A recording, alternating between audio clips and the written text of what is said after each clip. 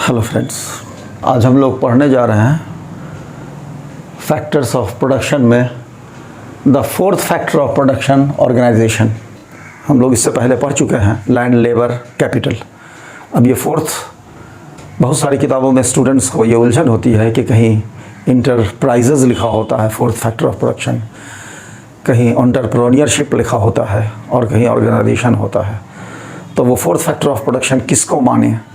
तो हमने इस पर बड़ी डिटेल विवेचना की है, बहुत ज़बरदस्त हम लोगों ने इस पर सोच विचार किया है और सोच विचार करने के बाद हम लोगों ने माना है कि फोर्थ फैक्टर ऑफ प्रोडक्शन जो है वो ऑर्गेनाइजेशन ही होता है। इसी को लिखना, क्योंकि जब हम ऑर्गेनाइजेशन लिखते हैं तो organization includes everything. It includes enterprises, it includes entrepreneur और entrepreneurship, and it includes everything, all sort of organization, all sort of management, all sort of administration of the factory। जो तीनों ऊपर के फैक्टर ऑफ प्रोडक्शन को, जो land को, land, labour और capital को कंट्रोल करते हैं, उनको रेगुलेट करते हैं, वो फोर्थ बॉडी ऑर्गेनाइजेशन ही है। क्योंकि ऑर्गेनाइजेशन जो है that includes enterprises, entrepreneurship or entrepreneurs। तो the most appropriate fourth factor of production that controls, that administers or that organizes is organization। तो हम लोग अब इस पर डिटेल बहस करेंगे और इसमें डिटेल देखेंगे। और मैंने स्टूडेंट्स की सुविधा के लिए कुछ स्लाइड्स बना रखे हैं जो बिल्कुल नोट्स हैं, बच्चे उसको पढ़ लेंगे और उसको लिख लेंगे तो एग्ज़ाम में उनको लिखने के लिए बड़ी सुविधा होगी। तो इसलिए अब मैं इस बोर्ड पे कम चीज़ें लिखता हूँ और स्लाइड्स पे ज़्यादा चीज़ें देता हूँ। तो हम लोग स्लाइड्स से अपने नोट्स तैयार कर सकते हैं और एग्ज़ाम में लिखने के पॉइंट ऑफ व्यू से, या इंटरव्यू में ओरल या वाइवा वोसी में, या इंटरव्यू में फेस करने के लिए स्लाइड्स होगा। मैंने अपने स्लाइड का पहला पेज खोला है।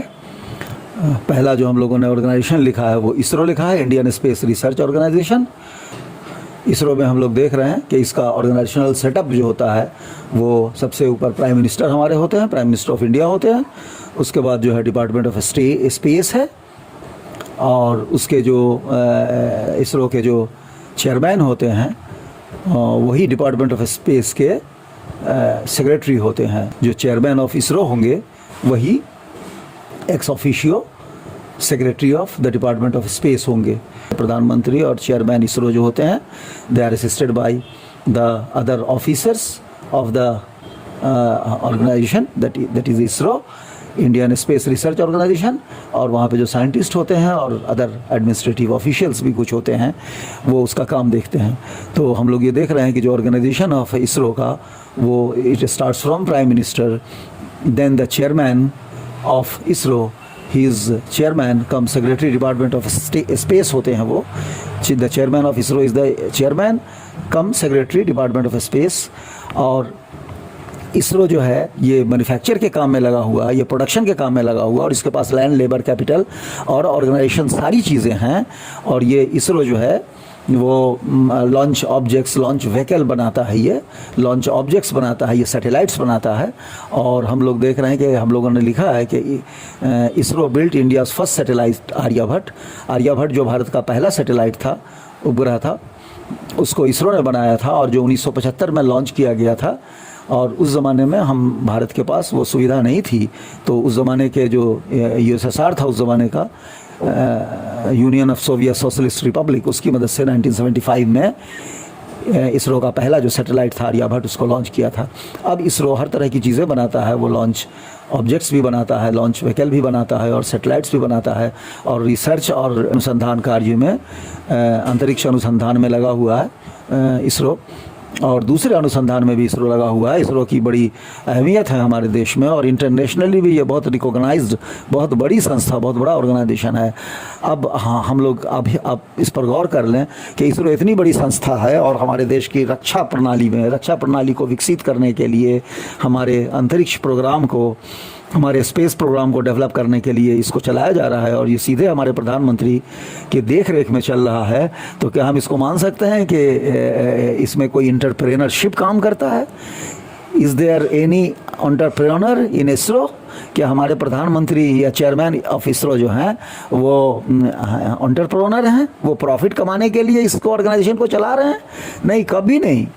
इसरो पर हमारा चाहे जितना भी खर्च हो, हम इसरो को चलाएंगे, और इसरो को चलाएंगे क्योंकि हमारा जो है सैटेलाइट प्रोग्राम है, हमारा स्पेस प्रोग्राम है, उसका हम अनुसंधान करते हैं, और उसके लिए हम लोग डिफरेंट चीज़ें मैन्युफैक्चर करते हैं, डिफरेंट मशीन्स मैन्युफैक्चर करते हैं, सैटेलाइट्स मैन्युफैक्चर करते हैं, लॉन्च व्हीकल मैन्युफैक्चर करते हैं, और दुनिया भर का रिसर्च हम करते हैं, जो हमारे भारत के दूसरे ऑर्गेनाइजेशंस को भी इसका रिसर्च जो है वो बड़ी मदद करता है।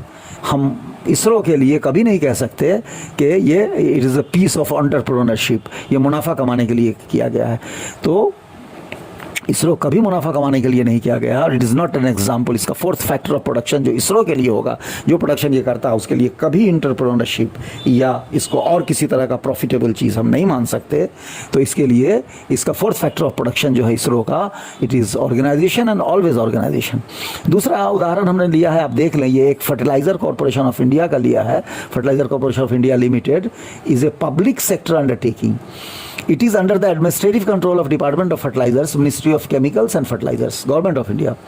इसका ऑर्गेनाइजेशनल सेटअप ये है कि चेयरमैन एंड मैनेजिंग डायरेक्टर इसके हेड होते हैं, और बोर्ड ऑफ डायरेक्टर्स होते हैं। और बोर्ड ऑफ डायरेक्टर्स जो है, they frame policies, direct the various activities of the company and undertakes all such activities for the company.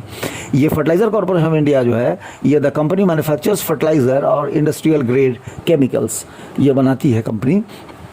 इस पर हमारा चाहे जितना भी खर्च हो, हमारा देश इसको चलाएगा, इसको बनाएगा, ये मुनाफा कमाने के लिए नहीं है। ठीक है, इसके एक्सपेंडिचर को कम किया जाए, इसके फर्टिलाइज़र के और केमिकल्स के कॉस्टिंग पर ध्यान दिया जाए, लेकिन it is not the piece of entrepreneurship, it is not the piece of entrepreneurship, और ये प्रॉफिट कमाने की गरज से नहीं किया गया है। और इसीलिए इसके लिए भी अगर हम लोग फोर्थ फैक्टर ऑफ प्रोडक्शन, अगर हम फर्टिलाइजर कॉर्पोरेशन ऑफ इंडिया के लिए भी देखें, तो this is fertiliser corporation of India limited. इसके लिए इसका fourth factor of production organisation ही है, एंटरप्रेन्योरशिप नहीं है, उपयुक्त नहीं है एंटरप्रेन्योरशिप का इस्तेमाल करना या और किसी लफ्ज़ का इस्तेमाल करना। तीसरा हमने एग्जाम्पल लिया है hall, Hindustan aeronautics limited. It is headed by the chairman cum managing director with other directors. It manufactures aircraft etc. Hindustan aeronautics limited जो है, ये एयरक्राफ्ट बनाता है, उसके स्पेयर पार्ट्स बनाता है, और रिसर्च एंड डेवलपमेंट का काम करता है। ये मैन्युफैक्चर करता है, ये प्रोडक्शन करता है, और फैक्टर ऑफ प्रोडक्शन के सारे शर्तों को पूरा करता है। लेकिन इसका fourth factor of production entrepreneurship नहीं हो सकता है, कभी नहीं हो सकता है, वो ऑर्गेनाइजेशन ही होगा, क्योंकि प्रॉफिट कमाना इस ऑर्गेनाइजेशन का मकसद नहीं है। अब हम लोग इसके बाद देख रहे हैं ऑर्डिनेंस फैक्ट्री को। ऑर्डिनेंस फैक्ट्री का हमने उदाहरण लिया है भारतीय आयुध निर्माणी कारखाना। भारतीय आयुध निर्माणी कारखाना जो है, ये प्रॉफिट कमाने की चीज़ नहीं है। अगर इसके बनाने में, ऑर्डिनेंस फैक्ट्री के सामान को बनाने में, मिलिट्री हार्डवेयर बनाने में, जो भी चीज़ हमारे मिलिट्री को लगता है, रक्षा सामग्री जितनी लगती है, उसका जो भी खर्चा है, हम उसको बनाएंगे और इस कारखाना को हम चालू रखेंगे। तो इसके लिए एंटरप्रेन्योरशिप फोर्थ फैक्टर प्रोडक्शन हम नहीं मान सकते। तो इसका भी फोर्थ फैक्टर ऑफ प्रोडक्शन जो है वो ऑर्गेनाइजेशन है। Organisation is the most suitable word as a fourth factor of production for ordnance factories. अब हमने तीसरा एक एग्जाम्पल लिया है, ये एंटरप्रेन्योरशिप का है, ये जो है एंटरप्रेन्योरशिप का है। और इस एग्जाम्पल में हमने लिया है कि एंटरप्रेन्योरशिप या एंटरप्रेन्योर कहते किसको हैं। तो हमने लिखा है कि the phenomena of setting up a business, a commercial unit, a manufacturing unit, or a factory, taking on financial risk in the hope of profit is known as entrepreneurship, and the person doing the same is called entrepreneur.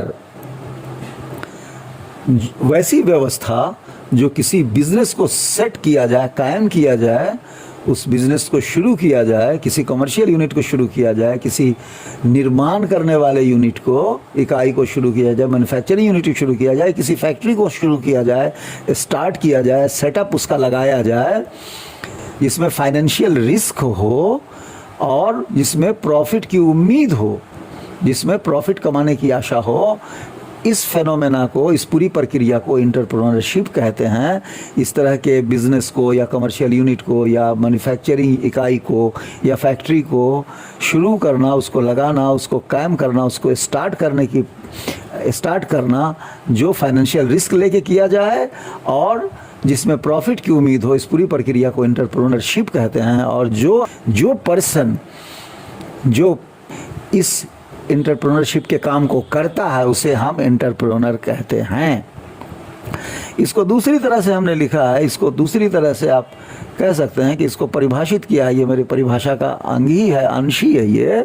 One who starts और runs a new business, new enterprise, new commercial establishment और a new factory bearing most of the risk and availing most of the reward is entrepreneur. वो जो एक नया business को शुरू करे और उसको चलाए, एक नए इंटरप्राइजेस को शुरू करे और उसको चलाए, कोई नया वाणिज्यिक संस्थान को शुरू करे और उसको चलाए, या किसी नई फैक्ट्री को शुरू करे या उसको चलाए और वो तमाम रिस्क को बियर करे, वो तमाम जोखिम को उठाए। एक व्यक्ति जो किसी कारखाने को शुरू करे, किसी बिजनेस को शुरू करे, किसी इंटरप्राइज को शुरू करे या किसी वाणिज्यिक संस्थान को शुरू करे, उसको चलाए और तमाम जोखिम को उठाए और फिर उसका जो पुरस्कार हो, उसका जो फ़ायदा हो, उससे वो पुरस्कृत हो, तो वही आदमी इंटरप्रेन्योर है।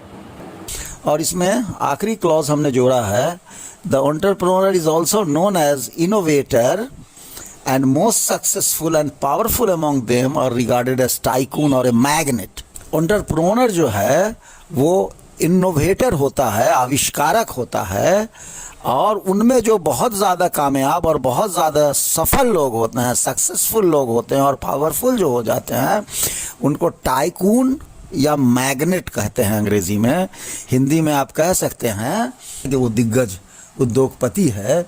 और अगर कोई टाइकून है, कोई इंडस्ट्रियल टाइकून है, तो उसको भी आप महान के शब्दों में कह सकते हैं कि वो बड़ा शक्तिशाली उद्योगपति है या बड़ा शक्तिशाली दिग्गज कारोबारी है।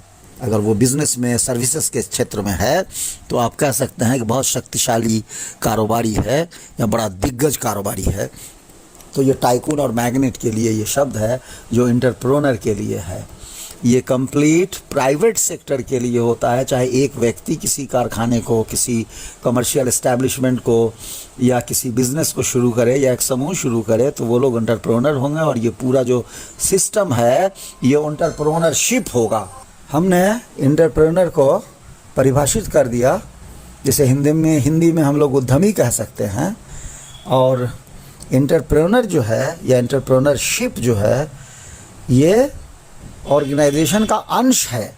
ये ऑर्गेनाइजेशन का अंश है, एंटरप्रेन्योरशिप का अंश ऑर्गेनाइजेशन नहीं है।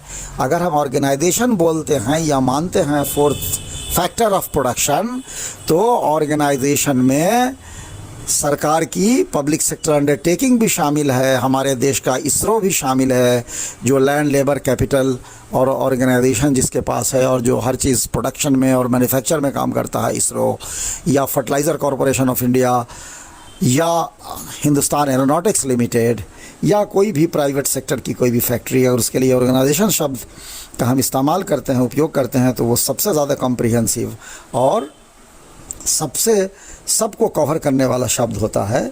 और एंटरप्रेन्योर जो है, उद्यमी जो है, ये एक पार्ट है। उद्यमी एंटरप्रेन्योर भी शामिल है ऑर्गेनाइजेशन में, और गवर्नमेंट फैक्ट्री भी शामिल है, पब्लिक सेक्टर अंडरटेकिंग भी शामिल है, प्राइवेट सेक्टर की फैक्ट्रियाँ या संस्थान शामिल हैं, और इसी तरह ऑर्डिनेंस फैक्ट्री जो हमारे मिलिट्री के लिए हार्डवेयर्स बनाते हैं, रक्षा सामग्री जो बनाते हैं ऑर्डिनेंस फैक्ट्री, वो भी ऑर्गेनाइजेशन में शामिल हैं। उनके लिए भी फोर्थ फैक्टर ऑफ प्रोडक्शन जो है ऑर्गेनाइजेशन है।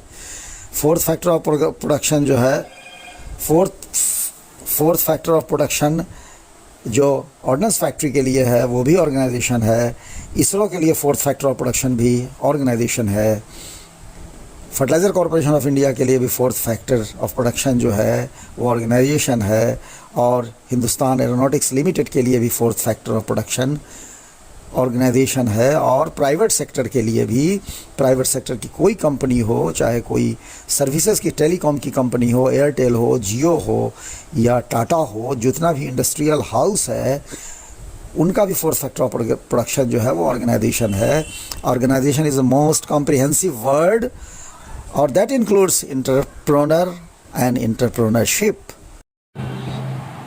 अब मैं ऑर्गेनाइजेशन का एक डिफिनेशन देता चलूँ, जो ऑर्गेनाइजेशन को, जो बड़ा ही कॉम्प्रिहेंसिव, बड़ा ही विशालतम शब्द है, उसको परिभाषित करता चलूँ। और परिभाषा इसकी बहुत छोटी है, लेकिन वो अपने अंदर बहुत माने, बहुत सारे अर्थों को समोए हुई है। हम लोग ऑर्गेनाइजेशन जो है और ऑर्गेनाइजेशन के जो लोग हैं, द ऑर्गेनाइजर्स जो हैं, जिसमें एंटरप्रेन्योर्स भी शामिल हैं, वो ह्यूमन रिसोर्सेज हैं। ऑर्गेनाइजेशन के लोग और एंटरप्रेन्योरशिप के लोग, जो एंटरप्रेन्योर्स हैं, जो ऑर्गेनाइजर्स हैं, वो ह्यूमन रिसोर्सेज हैं, लेकिन वो लेबर नहीं हैं। They are human resources, they are very much human resources, but they are not labour. और ये पूरे ऑर्गेनाइजेशन और ऑर्गेनाइज़र के लिए ये डिफिनेशन है, और एंटरप्रेन्योर के लिए भी वही है। एंटरप्रेन्योर्स जो हैं वो भी ह्यूमन रिसोर्सेज हैं। ह्यूमन एंटरप्रेन्योरशिप जो है वो ह्यूमन रिसोर्सेज है और वो लेबर नहीं है। और एंटरप्रेन्योरशिप के लिए स्पेसिफिक एक चीज़ आ जाती है कि वो रिस्क लेते हैं, वो जोखिम भरा निवेश करते हैं, और जिनको प्रॉफिट कमाने की, जिनको मुनाफा कमाने की उम्मीद होती है। हालांकि कभी कभी उनको मुनाफा नहीं होता है, वो घाटे में भी चले जाते हैं, लेकिन वो नए नए एवेन्यूज़ तलाशते हैं, नए नए तरह की चीज़ें प्रोडक्शन करना चाहते हैं, नई नई सर्विसेज वो प्रोड्यूस करना चाहते हैं, और उनका इंटेंशन यही होता है कि हम मुनाफा कमाएं, टू अर्न प्रॉफिट। लेकिन उन्हें कभी कभी घाटा भी हो जाता है। बावजूद घाटा होने के दे आर एंटरप्रेन्योर्स। उन्हें फ़ायदा हो या उन्हें घाटा हो जाए, लेकिन अगर वो कोई नई चीज़, नया अन्वेषण करते हैं, नया इन्वेस्टमेंट करते हैं, उसको रन करते हैं, और रन करने के बाद उनको घाटा हो जाए, बावजूद घाटे के दे आर एंटरप्रेन्योर्स। वो उद्यमी हैं, वो उद्योगपति हैं। तो दोस्तों, हम लोगों ने इसको बहुत डिटेल में पढ़ लिया, और हम लोगों ने ये समझ लिया कि फोर्थ फैक्टर ऑफ प्रोडक्शन जो है वो ऑर्गेनाइजेशन ही है। Most appropriate and most suitable जो फोर्थ फैक्टर ऑफ प्रोडक्शन है वो ऑर्गेनाइजेशन है, क्योंकि organization includes all sorts of administration and management, everything. ये ऑर्गेनाइजेशन ऑर्डिनेंस फैक्ट्री के केस में भी बहुत अप्रोप्रिएट शब्द है। ये पब्लिक सेक्टर अंडरटेकिंग के लिए बहुत अप्रोप्रिएट शब्द है। और जो हमारे रिसर्च और डेवलपमेंट ऑर्गेनाइजेशंस हैं, जो फुल्ली गवर्नमेंट द्वारा कंट्रोल किए जाते हैं, और जो प्राइम मिनिस्टर की देखरेख में भारत में जिसका कार्यान्वयन होता है, जैसे भारत में ISRO, Indian space research organization जो है वो सीधे हमारे प्रधानमंत्री, प्राइम मिनिस्टर की देखरेख में होता है।